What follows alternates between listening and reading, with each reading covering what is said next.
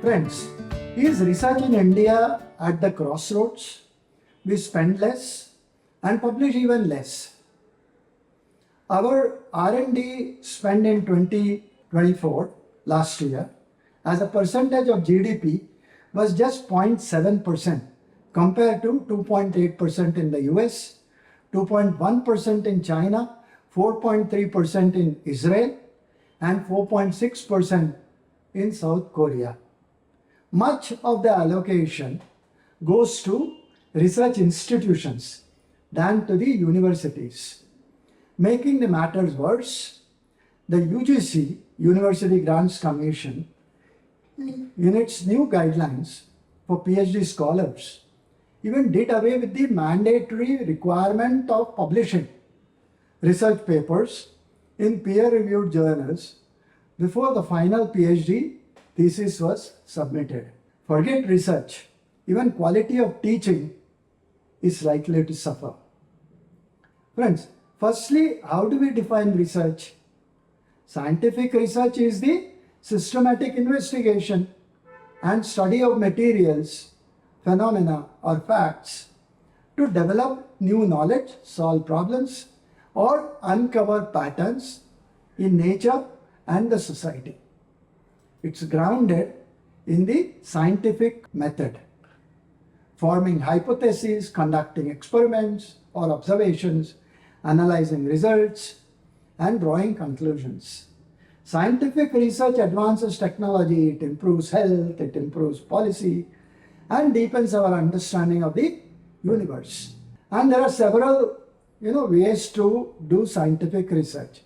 There is basic or fundamental research that aims to increase the knowledge without immediate practical application, and applied research which focuses on practical problems aiming to find solutions or improve teaching technologies such as developing new medicines and so on.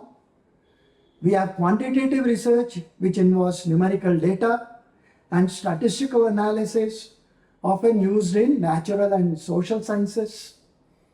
We also have qualitative research that explores non-numerical data such as opinions, behaviors, experiences, common to subjects like psychology, sociology, and education. Globally, scientific research is advancing rapidly, with significant investment in areas like healthcare, climate science, artificial intelligence, and space exploration, and energy systems. Countries like US, China, Germany, Japan, they lead in research output and funding as well. While emerging economies like India and Brazil, they are expanding their research capacities. However, disparities exist. Developing countries often lack funding, they lack infrastructure and institutional support as well. Additionally, issues such as limited access to research, publications, ethical concerns and political interference can hinder scientific progress. Collaboration, open access, and international funding initiatives are helping to bridge some of the gaps. The global scientific community is increasingly interconnected with cross-border research projects addressing challenges like pandemics and climate change. In essence, scientific research is the engine for innovation and growth and progress. Its growth and global equity are vital for solving humanity's most pressing problems. Friends, publishing is a crucial part of the research process and a means by which researchers communicate their findings to the wider scientific community. It allows others to review, to validate, to comment, to build, or even challenge the research, fostering a continuous cycle of knowledge advancement. Publishing ensures that the findings become accessible and available for scrutiny, for replication, and further exploration, and contributes to the academic and scientific discourse. How does one publish? There are open access journals, there are peer-reviewed or the traditional subscription-based journals. And in case of paid journals, the revenue primarily comes from the publication fees rather than subscriptions or advertising. Some journals may receive additional support from academic institutions or grants by their sponsors.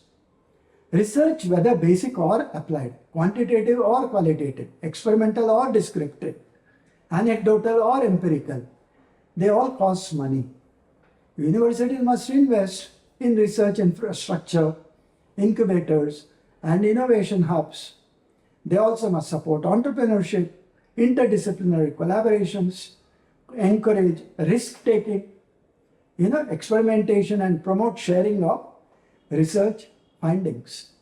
Notwithstanding the overall meager allocations, Indian researchers have to spend close to $2.4 million annually on article processing charges, or what is called as APCs, to get their scientific research output published in different open access journals, as reported in a study conducted by the Indian Institute of Science.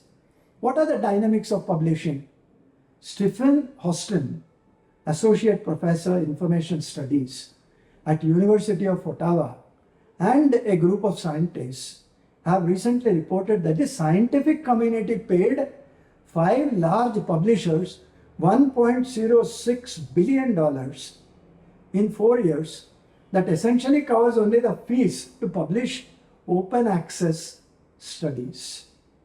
They further report that Springer Nature took fees, of lion's share with $589.7 million, followed by Elsevier, $221.4 million, Wiley, $114 million, Taylor and Francis, $76.8 million, and Sage, almost $32 million. This APC, on an average, works out to more than $2,500 per study. Further, their analysis confirms that scientific reports and Nature communications to mega journals are the biggest beneficiaries, with scientific reports publishing almost 22,000 papers last year at $2,490 for each one, and Nature Communications publishing about 7,500 articles, a year at $6,400. Is this a case of mythical vampire feeding on the vital essence of living? Publish or perish is an often repeated adage in academics. However, can we afford 40% of our meager research money going to the publishers of the journals? Be that as it may, even journal credibility seems to be wanting. While Elsevier's Scopus database has paused indexing content from Sustainability, an NDPI journal, Clarivate, a British American, publicly traded analytics company in bibliometrics, and Scientometrics discontinued coverage of IJERPH and JRPM in Web of Science since last March, when it found that both failed the quality compliance and content relevance criteria. Is it not time our researchers look to publish their work on interoperable repositories which have open access, use standardized metadata, support various journals, comply with standards, allow cross-platform integration, and are globally accessible? Rather than fighting shy of publishing, we need to create alternative systems which are just, fair, and transparent to all. How do we then make it to top 200 universities of the world when Quacquarelli-Simons, Times Higher Education, Shanghai Ranking Consultancy, or the academic ranking of world universities all assign more than 50% weightage in the ranking of universities to research publications and the industry connect. Friends, comparisons can sometimes be odious. But the fact remains that we spend 3 times lesser on our research as a percentage of GDP compared to China, whose GDP is 6 times larger than ours.